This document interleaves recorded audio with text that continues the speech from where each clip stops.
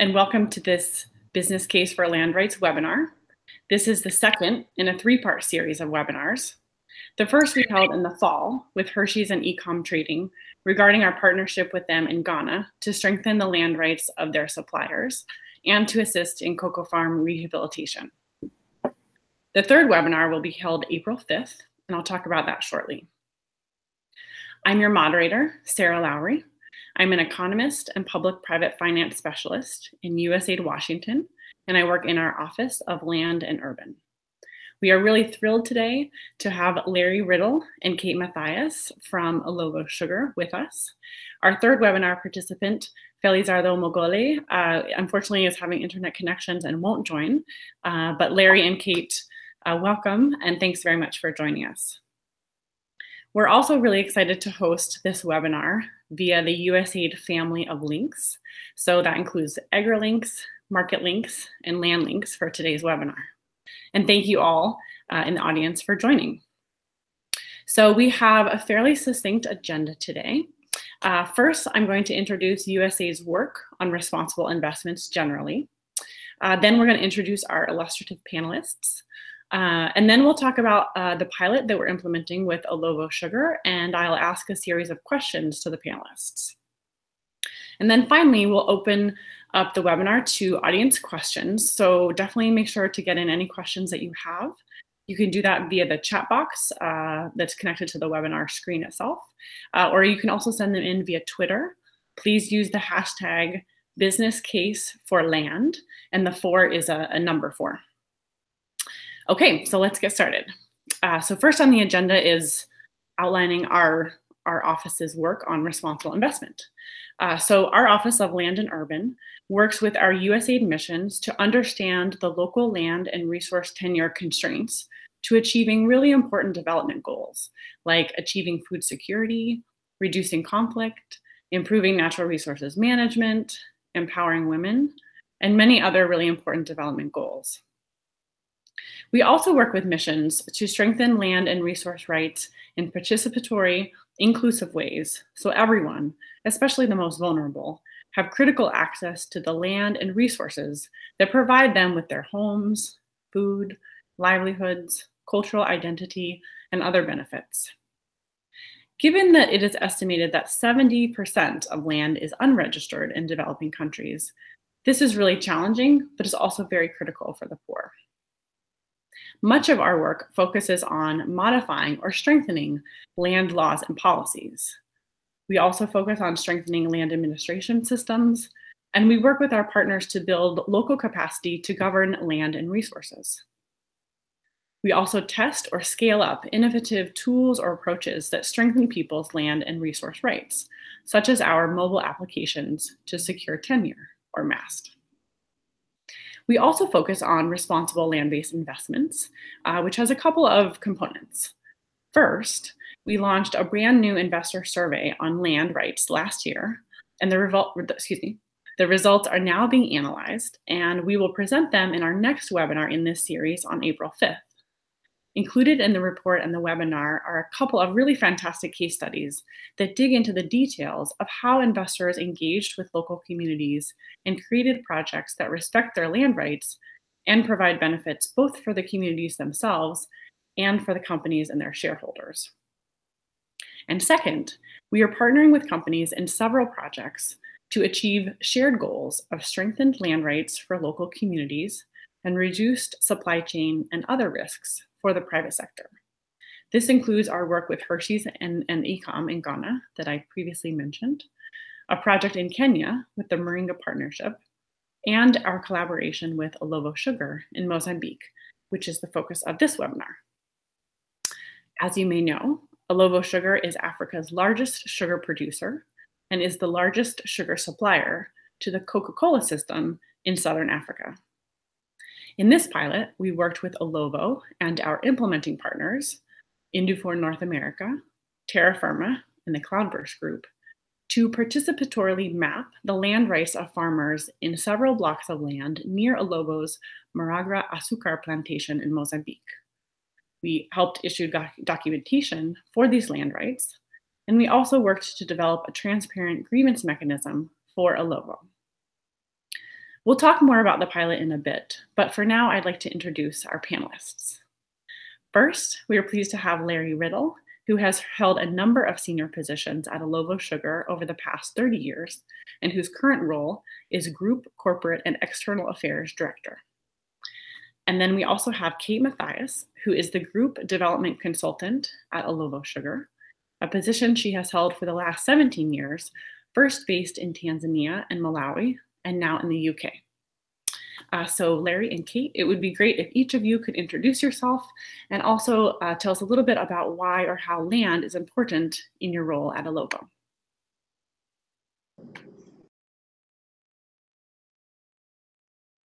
Maybe we can. My name is Larry Riddle, the Group Corporate and External Affairs Director at Alovo. I'm primarily responsible for driving our shared value initiatives and our advocacy initiatives in various countries. And within advocacy are elements such as environmental, sustainability, and human rights. As you've previously mentioned, Alovo Sugar is a very large producer of sugar and operates out of 6 countries in Africa. We typically require large amounts of sugarcane to process through our factories to make sugar. So land is very much the foundational footprint on which we need to operate. It's typically been my experience that land rights have become more topical.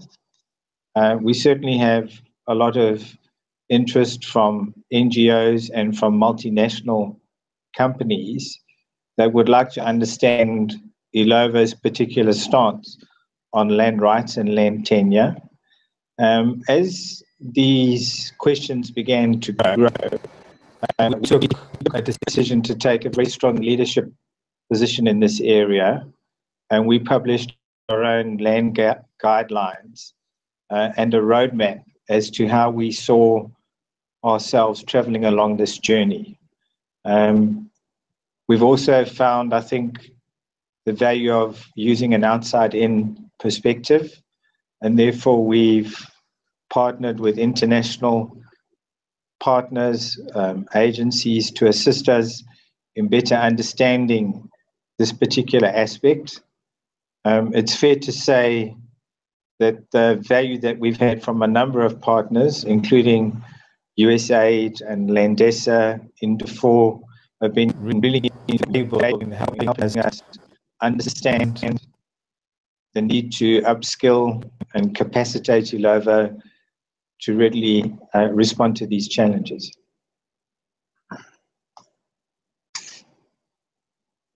Thank you, Larry. I think we'll get back to some of your points regarding sort of buyers, the corporates, the NGOs that are interested in it. But for now, let's go to Kate. Kate, so you can introduce yourself. Thank you, Sarah. So my name is Kate Mathias, and as Sarah said, I've worked alongside Alovo for the past 17 or 18 years, living for most of that time in Africa, very close to the estates. And so getting quite a good understanding of the dynamics that are going on in the country and the country operations. And for the last 7 or 8 years, I've worked across the group in the 6 locations, looking at mainly grower development in the beginning. That was my background, small scale grower development, developing schemes in different countries. And I came quite late to the sort of land rights agenda, being brought into it mainly because I did have a pretty good understanding of what was actually happening in the country operations around land. I currently work with Larry on the land rights programs and on with my colleague Andrew on the grower development programs and some of the human rights and climate resilience and the general sustainability portfolio. And I think that's where I come from on this, in that you cannot separate those different areas. You cannot separate land rights from community development, from grower development and livelihoods, from climate resilience. We have to look at everything we do with a very broad lens. So I come at the land rights discussion from a sort of background, more of a development background rather than a pure land tenure side. And that's where I think that this work stream that we're doing is very, very valuable to the company. Thank you, Kate. And I think we'll get into some of what you just discussed as well in the questions. So starting with the questions, actually, I'm going to go to you, Kate, first, and kind of follow up a little bit on what you said, and then we'll go back to Larry with a question. But for now, Kate, I wonder, how does Alovo quantify land-based risks, and how does this influence the decisions that Alovo makes?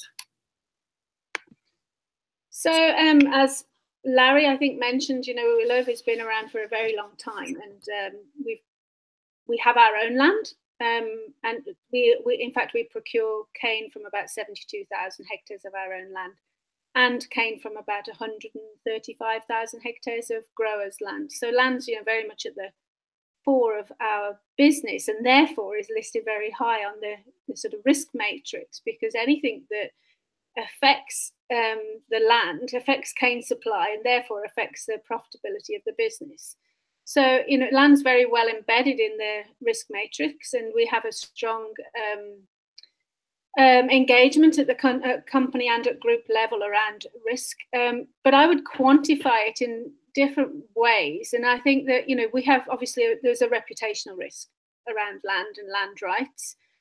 We very much rely on a good relationship with the communities around our operations, and a good license to operate in those areas. And, it's very difficult to operate a healthy business in an unhealthy environment without good relationships with the communities.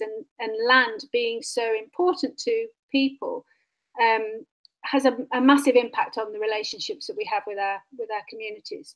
And then, of course, internationally, on the sort of reputational risk, there's a very strong advocacy sort of lead on land rights and land grabs. And we're part of a multinational group with markets all over the world, with products that consumers, they want to know that the product that they consume is not causing harm, and is actually that we could be doing good in the world as well. And I think the voice nowadays of the consumer is very loud, and it's very powerful as an advocacy tool to push for better practices. But to me, the biggest risk is the operational risk. If we do not do things right around land rights, it has a big operational impact.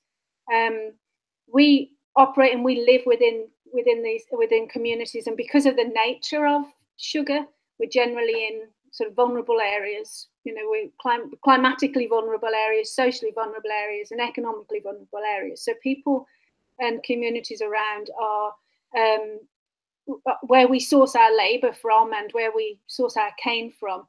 We have to engage very responsibly around in those areas, and take an approach of trying to sort of build the capacity of those communities around. If we don't, and we don't have communities with their capacity built, and we have challenges around land, then it can mean that we can't operate properly. And of course, that has a financial impact on the company. Encroachment and land disputes can mean that we can't operate in our own fields, or we can't secure cane from growers because of land disputes. It might mean we can't access certain roads. And of course, there's a financial impact to that. And also, we have to look at the safety of our own workers and our suppliers in areas where land people are very emotive about land, so we can't afford to have encroachment risks around the business. And then, of course, there's the financial risk, and all of these, the reputational and the operational, obviously result in a financial risk as well. And as we all know, any delays or interruptions of operations has a financial impact on the company. And we're very aware that if in any new investment, that land rights, if not dealt with properly, can very quickly knock an investment off track, and that goes for existing operations as well. So I think that kind of answers it. That risk is land is very, very well embedded in the sort of risk matrix and affects every part of the business. Thanks very much, Kate. I think I'm really glad you highlighted sort of the breadth of risks, right, that land poses to the company, because I think people may focus more on sort of the reputational risks. If folks think that there's land grabbing happening, then consumers know about it, or folks in the country. But it's more than that, right? It incorporates operational and financial risks, which are really core to your business. And it's great. I think Larry really brought out the point, right, too, that if you don't have land, like land is really sort of the heart of your business. And then, of course, the cane that grows on top of that. So thank you both for the introductions and talking about how land is important in your role and to Alovo. And then of course the risks to Kate for you. Now I want to turn to Larry. And Larry, my question for you is, what has prompted Alovo kind of at the corporate level, at the group level, to make commitments around no land grabbing and to create the land roadmap and the land guidelines? Thanks, Sarah. I think it stems from the fact that we've always been a moral-based company, and I think we were always, as one of the pillars of our strategic intent, we always say we want to be welcomed in the communities in which we operate. I think we found value as the conversations evolved in making sure that we were far more deliberate and focused in addressing land claims and land rights. We saw it as becoming topical, not only in Africa, but elsewhere. And we saw the value in engaging with customers, stakeholders like customers and communities, to better understand the value of having real secure land rights, being able to use that as collateral for our outgrowers to be able to go and raise money. I think we mustn't underestimate the value of being able to invest in a farming enterprise knowing that you have secure land rights. I do think we've taken a strong leap in terms of putting out there our roadmap and our guidelines. And we acknowledge that we're still learning as we go along this journey.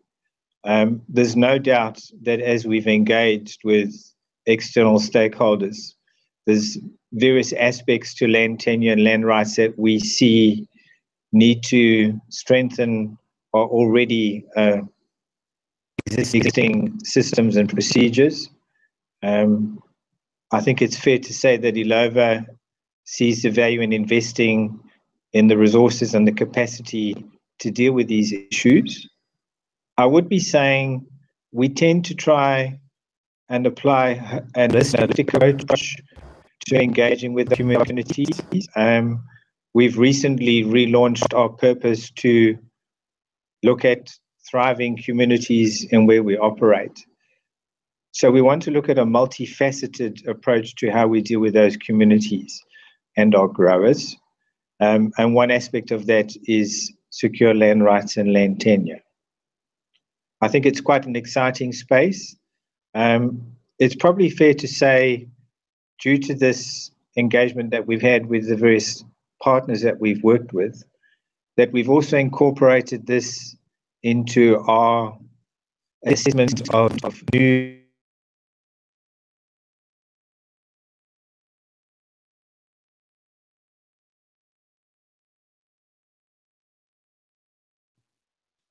Larry, I think we've lost the audio for you.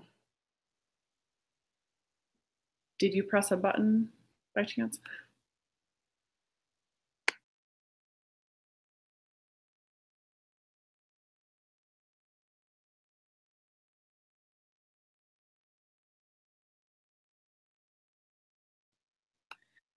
Thanks, Larry. I'm having a hard time hearing you right now, but we heard most of what you said, just the last couple sentences dropped off.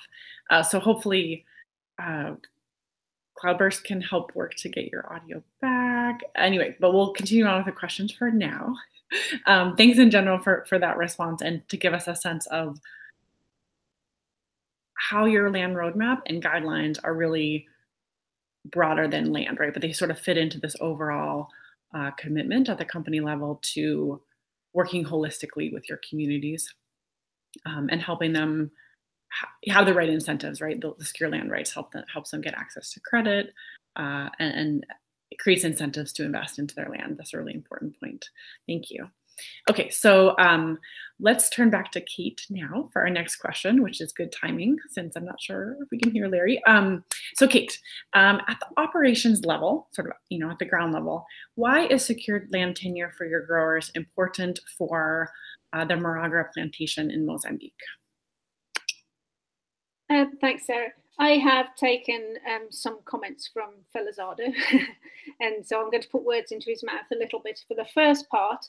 And that is really that it enables Maragra to do business in a sort of secure and ethical manner with the growers. And that is very important to them because 45% of their cane currently comes from growers. So for them to be sure that they are dealing with the right people and that they can engage properly is very important. And the other point that he made was if the growers have secure tenure, there's going to be a lot less grievances that will have to be dealt with, and which can affect their cane supply side of it and their reputational risk. So, but what I'd like to add to it is that because of the social and the topographical and climatic conditions at Maragra, it's for those people that don't know, the growing part operates in a very low-lying area that's been very prevalent to flooding in the past. And Maragra was embarking on an expansion program with the growers to develop, I think, about another 1,500 hectares of cane land through growers. But it was very, very important that we think very carefully about the land use. And we're also very cognizant of that the cane should not put food security at risk.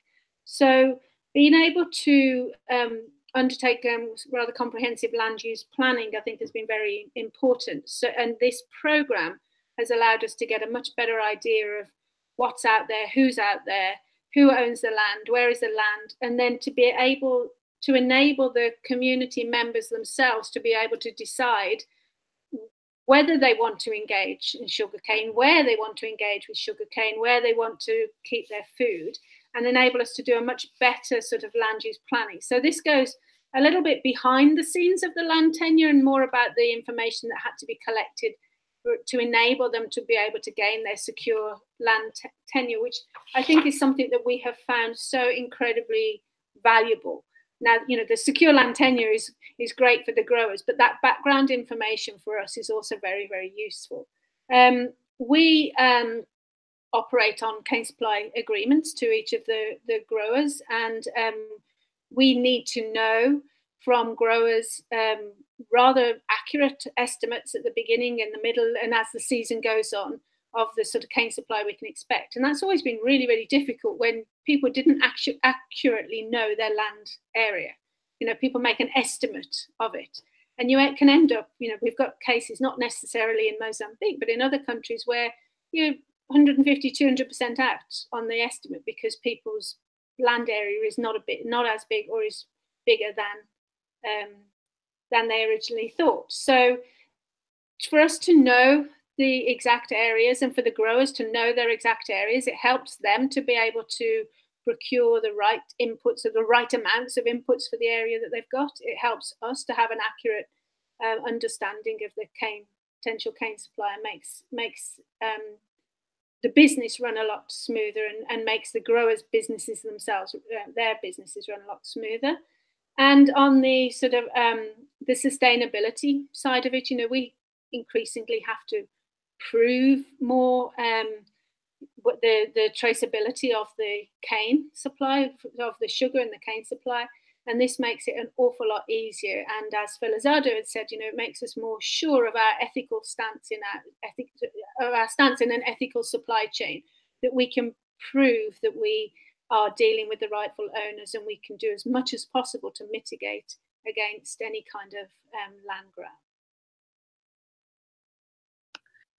Thanks, Kate. That's really helpful information. And I think, again, sort of gets to this holistic thinking about land, right? That knowing how big your supplier's plots are helps your supply, helps you estimate how much supply is coming in. So from operationally, that's really important. And then also dealing with any disputes that might happen is kind of, yeah, land is everything, as you all keep saying to your business. Okay, so so those are kind of all the general questions that I had for Alovo. So now let's delve into the pilot a little bit, which I'll describe now. So before we talk actually about the pilot, it's really important for our viewers to know that Mozambique has a very progressive land law that recognizes communities and individuals' right to use and access land, which is called a DUAT by its Portuguese acronym, that is acquired through customary tenure systems and good faith occupancy, even without formal documentation of these rights. In fact, 90% of land in Mozambique is used under good faith occupancy and customary arrangements. However, even though these rights are recognized under the law, it is not uncommon for land to be encroached upon because many poor rural people do not have formal documented rights to their land. So the law says they don't need formal documented rights. They already have the rights if they're using land within good faith occupancy or customary systems. However, without that formal documentation, it's nevertheless harder for them to stave off folks who might want to encroach upon them. So this encroachment might come at the hands of, maybe like an elite person who has good political connections or financial resources to procure an official DUAT title to the land from the government, or maybe from a more powerful family member who could begin to use the land, maybe of their widowed sister or daughter-in-law, for example. This happens in many, many countries where people may have rights under the law to customary systems, but might not have the documentation. And so it's similar in Mozambique. Again, very progressive land law, but without documentation and those formal rights, it can still be hard for folks to maintain access to their lands. And local government and some investors may also fail to adequately recognize community land rights and uses, which leaves communities vulnerable. So in this context, we worked with Alovo and our implementing partners to strengthen the land rights of farmers near Alovo's Maragra plantation. This included several steps. So first, it included a sensitization process around their land rights and what the project would entail. 2, training of local enumerators in the process to map the land and record land rights. 3, the participatory mapping itself, where enumerators worked with landowners and witnesses to map land plots. 4, an objections and corrections phase that allowed landowners and the communities at large to correct any errors or issues with the mapping, or change the name to the right spelling on their certificate, for example. And then 5, delivering certificates of documented land rights to over 1,600 farmers, of whom about 65% were women. We also worked together to create agreements mechanism for Alovo to address land-related and other concerns among local community members and growers. So all of these activities were designed to strengthen local land tenure security and to inform and complement Alovo's own efforts to verify and respect legitimate land rights in accordance with the Alovo Group guidelines on land and land rights. So that's a general sense of what we accomplished in the project. And now let's dig into some questions with our panelists. First, Kate, for you, what is your, or Maragra, sort of the local operations, biggest learnings or takeaways from the pilot? So my biggest takeaway from it is that the very much the importance of communication and engagement when dealing with any kind of development, but just seeing how much the relationship and how much the pilot improved as the communications got more and more. And I think my other takeaway is the real importance of having a good third party who understands the legal side of the law. What's affecting? Can you not get hold of Sue for me and say, Brucey needs to phone me because I'm busy on this thing and we've... Yeah, sorry. Yes, it's very, very important to have a third party that understands the legal side of it, but also understands how to engage with the communities to be able to explain about land rights. If we go in as a big company and straight off start talking about land rights, it could be quite a challenging conversation because immediately community is going to go on the defensive. So for us, having Terra Firma, who are a local consultancy, and Indifor and Cloudburst as well, able to go in as a third party to talk about land rights and land tenure rights to the communities was really, really useful and has helped build our relationship. Now, we already had quite strong relationships with the communities there because of the expansion program and just because of the general operations and communications that they have there. But I think having the third party and working through the communities, working with the enumerators who came from the community has built those relationships and, of course, built the capacity of the community and their cooperatives to be able to manage it going forward.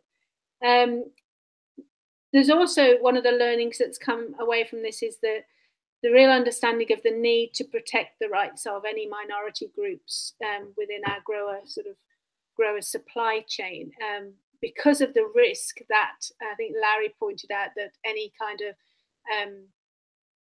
opportunity for income generation can create competition over land. So we really do need to protect the minority groups. And the third, or fourth, or whatever I'm on, I don't know. Learning, I think, from the pilot is how complex grievance mechanisms are, and getting one to be comprehensive enough but simple enough to manage. So and that is acceptable and trusted by all. That's really complicated to do. And my personal view is that it's always going to be a challenge because it's going to be trusted by the people that get the outcome that they want. So and questioned if they don't. So it's always going to be a really challenging area to engage with. And I think that on the grievance mechanism, it's a huge learning process, and it's going to continue to be a learning process. Thanks. Thanks, Kate. Yes, complicated, challenging. Welcome to land rights and working right as a company with land rights as well. That's a really good point. Okay, so let's get into the next question. I'm going to give this to you, Kate, and then I think we have Larry back. So just in time for a question for him after this next one for you, Kate. Okay, so I'd love to hear your opinion on how does this pilot demonstrate that strengthening land rights for growers provides benefits for both, of course, the growers and Ilovo itself? Okay, so I could talk a lot about this, so you'll probably have to tell me to shut up in a while. But we are very confident after this pilot that secure land tenure, if our growers have secure land tenure, they will invest more into their land. If they're not worried about people being able to grab their land away from them, they'll invest more into their land, they'll invest more into their crop, they'll be willing to put infrastructure in that will support the crop. And I think that this will have a very positive impact on the crop itself, which is good for us, but it's also good for them because of the returns on it. So that's a very, very positive side of it, and we are pretty adamant that is a positive outcome of this project, and it's something that we are looking at rolling out elsewhere because we firmly believe that that's the right way to go. We also think that secure land tenure will increase the security for the banks when lending to the growers, and this should, we hope, bring down the cost of borrowing for the growers. It's always been quite a good system for banks because they have the security of the cane supply agreement, and there's usually only one company that can procure the cane. This just adds to it. So we really hope that it's going to have an economic impact on the growers, and also a sort of cultural change on the way the banks do business with growers. I mentioned before about the operational side of it. We have a registration process for a grower to be able to get a cane supply agreement, and they absolutely can't supply without a cane supply agreement. And to get this cane supply agreement requires proof of identification and a proof of a right to occupy or a right to use land, or the land that they're proposing to use for the sugarcane development. And previously, they'd have had to go through a rather lengthy process of being able to prove who they are and that they do have the rights to the land. And of course, this really puts them at risk of potentially of corruption, because they are relying on somebody else's word to say that they are the rightful people. So these the secure land tenure rights that they have now are acceptable within the process, obviously, for the cane supply agreement, and will just make it run a lot simpler. It'll be a lot quicker for them and a lot easier, and really reduce any potential opportunities for corruption. We have seen a big impact on women's rights with the land tenure. We know that documented rights will have a huge positive impact on women, particularly single women or widowed women who previously stood to lose land rights when their husbands died, or should they marry. Whereas now they can go into any new situation with a legal tenure, legal right to that land, which gives them a lot stronger standing. We've also previously had concerns when going into a new grower area that by nature of converting land into a commercial cropland, women can sometimes lose their rights to that land, because generally in Africa the commercial side of it often goes to men.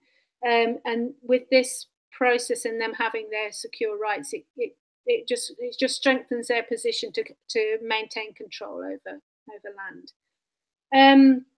As for stories, I think probably the best story that we have is a cooperative, and I have to look up the name because I can never pronounce it properly, so bear with me a moment. It's a Cooperativa Eduardo Mondlane, and it's a women-owned cooperative, and basically the positive story that's come out of that, with that, since they have been able to get the duat for their land. I mean, they've always been quite progressive, but since they've been able to get the duat for their land, they've invested quite significantly into the land, into the cane crop, into food crops. They've got some great sort of diversification programs going, and they've procured tractors and machinery to be able to better manage this land. And the investments that they have done into it, they've done because they feel more secure in their land, and because they feel more secure in their relationship with Illovo. So there are other stories of cooperatives that have tried for years to get the legal rights to their land and have struggled, but through this program have been able to manage that. So yeah, I think that's probably enough. I could go on, but I think that's probably enough. Thank you, Kate. That's a fantastic story. And I think I'm really glad you brought that up too, because securing land rights, of course, for our office and USAID is really important. And we really want to make sure that vulnerable populations, especially women who often have inherently less secure rights, depending on whatever system they're working in, whether statutory or customary, almost inevitably they have weaker land rights, and it's harder for them to stave off anyone who's trying to use or take their land. And one of the big achievements of this project, and one of the things that we like to point to as as a really great outcome is how many women are getting those strong land rights. So thanks for especially highlighting that. And I also wanted to note, you talked about sort of the collateral, like the link between more secure rights and being able to have access to credit. Often insecure property rights is one barrier, but one really of many to accessing credit. And in this situation, I think you've very eloquently identified that in this situation, banks often will give credit based on the buyer agreement, but the land rights help secure that access to credit or strengthens it. And that's a really important point because it's always important. Land tenure is always important to access credit, but sometimes it's like the linchpin, and sometimes it's just one. And often though, it's one of a bucket of things that are really important, as you point out. So, okay, so now we're going to turn to Larry. I hope the connection is working and you're able to respond, but don't worry if not. We'll figure something out. But anyway, I'll go ahead and we'll see what happens. So Larry, we'd love to hear from you regarding how does Alovo plan to use the results of the pilot? Scale it up. You know, how will you use the results? Okay, so hopefully you can hear me this time. I think it's been very opportune to have the pilot that we did at Maragra. We are looking at a number of exciting projects within Africa, and we see this pilot as a wonderful foundation to actually move into Africa using some of the learnings that we have from our pilot in Maragra. One particular that we're quite excited about is we've announced that we intend to expand our Kilombero sugar facility in Tanzania. It will require a fairly extensive increase in sugarcane to augment what is intended in terms of sugar capacity at the plant. This will involve engaging with potentially 5,000 to 6,000 new growers that previously haven't grown sugarcane. And I think the learnings, the tools that have been developed, the learnings from the pilot at Maragra, we intend to put to good use in Tanzania. We've already had a project kickoff, and you'll be pleased to know that land rights and land tenure is right at the top of one of the areas that we are looking at. It's probably also fair to say that while we're working with this, and the project will be subject to meeting certain financial and economic criteria to make sure that it's economically viable, we see this as a huge opportunity to uplift the community in that particular area.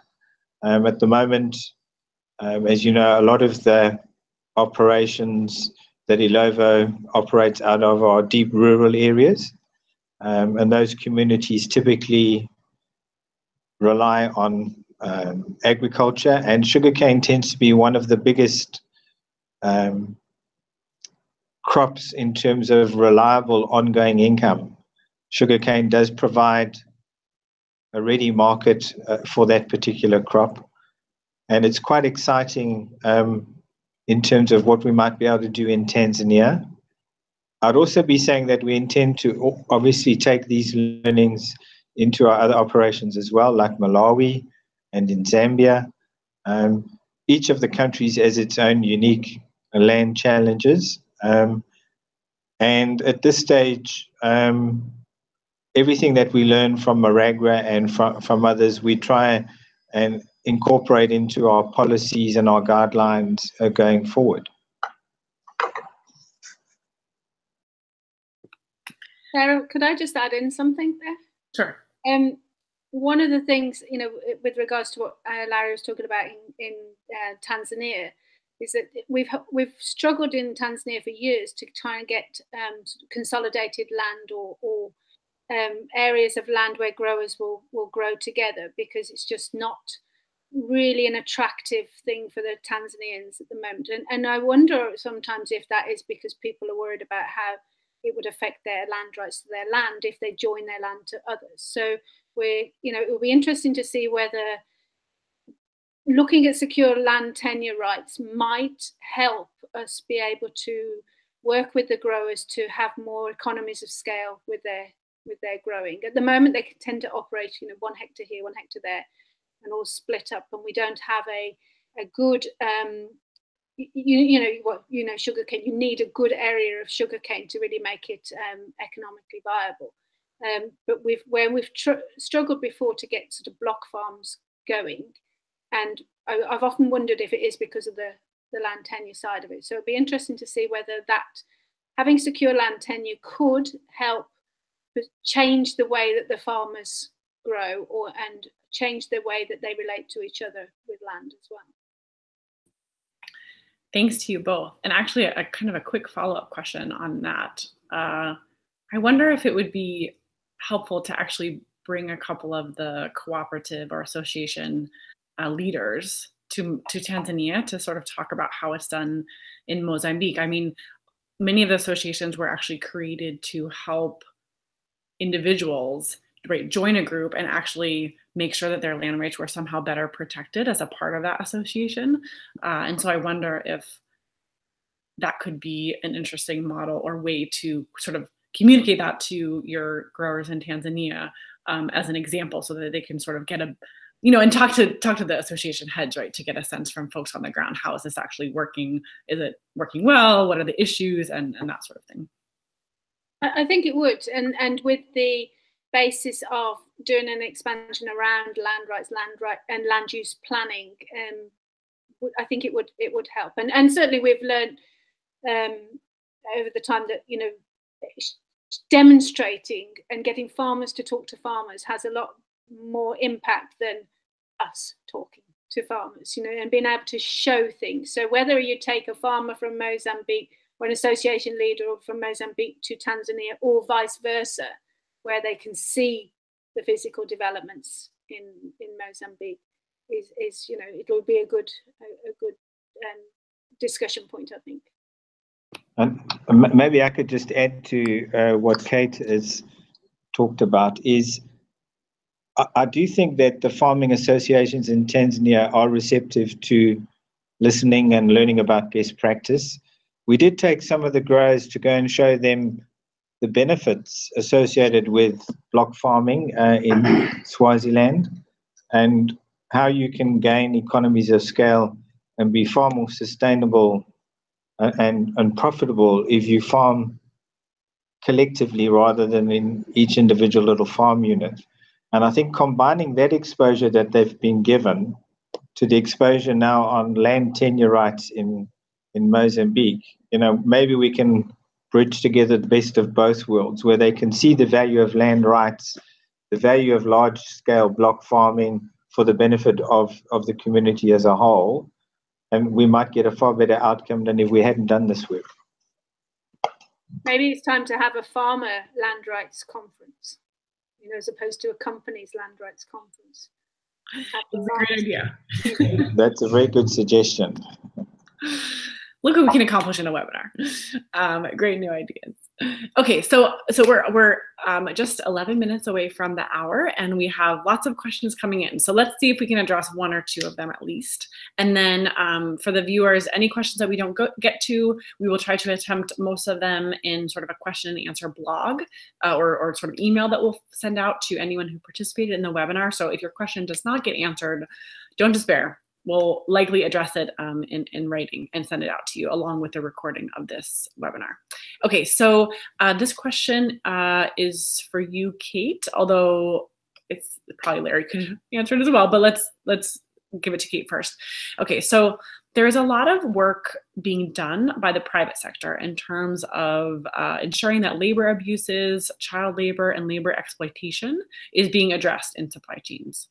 In your experience, have you observed any connection between weak land rights, land acquisition in agricultural commodities, and vulnerability to these kinds of labor abuses, exploitation, and labor coercion? What do you think? I'm not sure that I could. I'm not sure I could say that I've seen it. But what I can say is that my feeling is if people are not sort of secure in their land and secure in their livelihoods, it makes them a lot more vulnerable to human rights abuses or labour abuses, because they have to kind of take what's given and don't have a secure base to be able to represent themselves or protect themselves.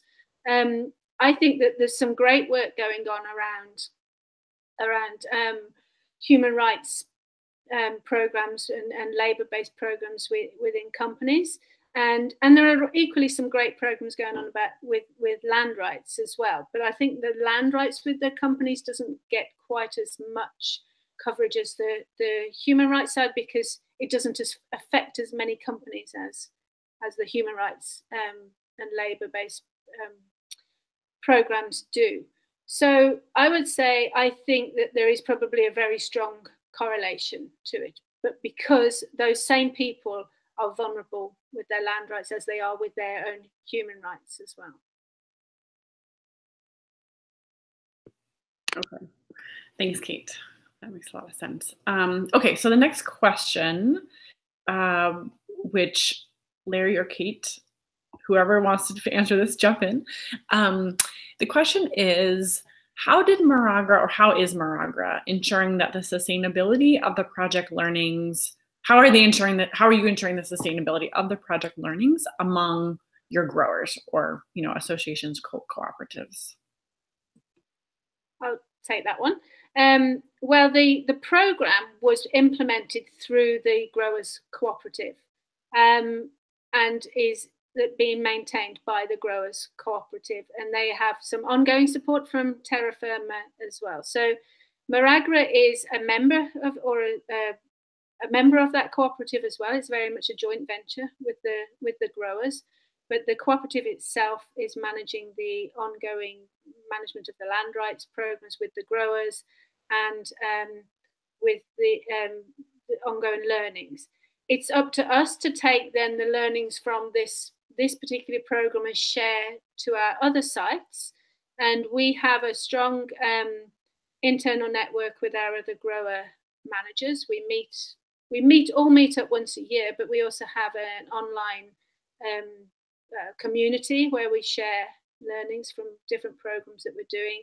And we have a group resource for grower development who, luckily for us, was involved in Maragra when this was happening and is now covering the group, so can take a lot of the learnings from this and share them with the other companies. What we probably need to do better is what we talked about before, getting the grower cooperatives to share with other grower cooperatives. And what we could also probably do better is share, as a company, share with other companies as well, the learnings from what we're undertaking. Great, thanks, Kate. Okay, so Larry, do we have you back on? Hear something. Okay, well, okay, looks like you're back, Larry. Okay, so this question could be for either. Larry, if you want to field it, feel free, or otherwise we can send it over to you. So the question is from Julie Kim at OPIC, and it says, can either of you speak to how long the pilot took and how Olovo managed internal tensions regarding the time investment required for this in-depth participatory process, or other business priorities and time constraints or imperatives at the time?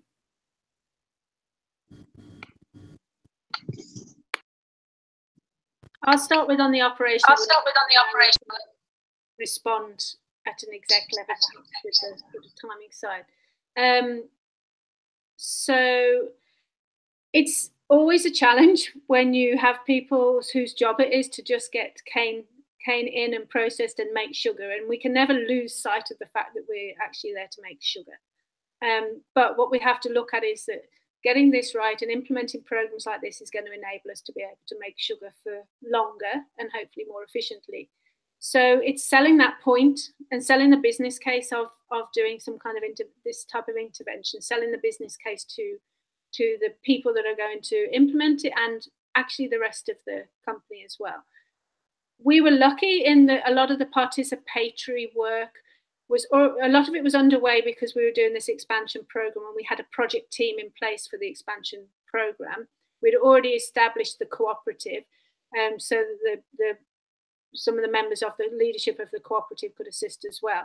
But working with Terra Firma, what their model for doing is to take enumerators, people from the community, and train them up to be able to do a lot of the participatory mapping side of it. So it did lessen the pressure on the team on the ground, whose jobs really is to get cane in the ground and get cane out of the ground and into the factory. So I think that model, and of course the benefit of that is that we've empowered a group of young people from the community in technology and understanding of land rights, which actually has made them a bit more employable, to the point that I think some of them are going to be employed by the cooperative to manage the system going forward. So it is a challenge, and it's always a challenge with when we're trying to implement these initiatives to get to get people's time to be able to do it. But it is, I think the whole thing comes around to what is the business case for doing it. So I'll hand over to Larry, because maybe he wants to talk from the exec point of view about that business case. Thanks, Kate. I do think the one thing that Ilova is getting to grips with is the value of understanding all of the risks associated with projects and initiatives. We certainly resourced ourselves up in terms of in-country and with some group support to let the country teams understand the value of doing the homework up front, the engagement up front. I think we've seen a lot of benefit of making sure that we have good community and grow engagement and discussions before we launch into the project. I think these learnings that we've picked up in Maragua that we want to take to the other countries, I think we'll save a lot of time by doing it properly. My sense is if you just try and launch straight into the project work and figure out how you engage as you go, it's probably not the best way to proceed. We did have a few hiccups along the way with some of the stakeholders, and it did require us to then provide additional resources to make sure we engaged with some of the stakeholders like government. You need to acknowledge in projects that might span a long period of time that some of the people that you engage with come and go. And we certainly had those experiences in some of the countries. But certainly I think in terms of time, yes, you need to understand that it's going to be required, but it's a well worth investment doing that right up front. So just to add, Sarah, it was an 18-month project, but that's because it's a pilot project. But our land rights program, because we have a more comprehensive program across the group of assessing land rights and identifying some of the challenges and mitigating, that's an ongoing program. It's already been going for 3 years nearly now. And I don't foresee it's ever going to end, because you're always going to be dealing with new issues. So it's basically going to be, sort of on the agenda from here on in. I think it's just hopefully grievances will get less as the processes get better. Great. Thanks, Kate and Larry, both for your answers to that question. And thank you very much for participating in this webinar. Thank you for your candid and thoughtful and helpful responses across lots of the breadth of questions that we asked. I think this webinar really highlights that land rights for companies, for communities nearby, is a very complex, challenging issue, but it's very, very important for the long-term sustainability of your operations and reducing the other risks, Kate, that you talked about. So now we'll close the webinar. It's now the hour. So thank you to the audience, everyone, for participating. I just have 3 quick closing remarks. First, as I mentioned before, we will be trying to address as many of the other questions that came in in sort of a Q&A blog. And we'll be sending that out to you in the next couple of weeks, along with a recording of the video. So if anyone didn't have a chance to participate, you can send that along to them.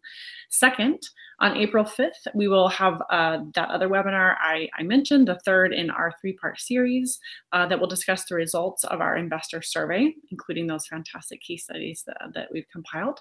And 3, viewers of this webinar may also be interested in our massive open online course, our MOOC, on land and resource tenure, and particularly in a module that I will host that will be launching next week on responsible land-based investments. So definitely check out land-links.org for more information on the MOOC, the webinars we host, and all the different resources that we have related to land and resource tenure and governance. So again, Kate and Larry, thanks so much for joining. Thank you all in our audience for joining, and have a great day.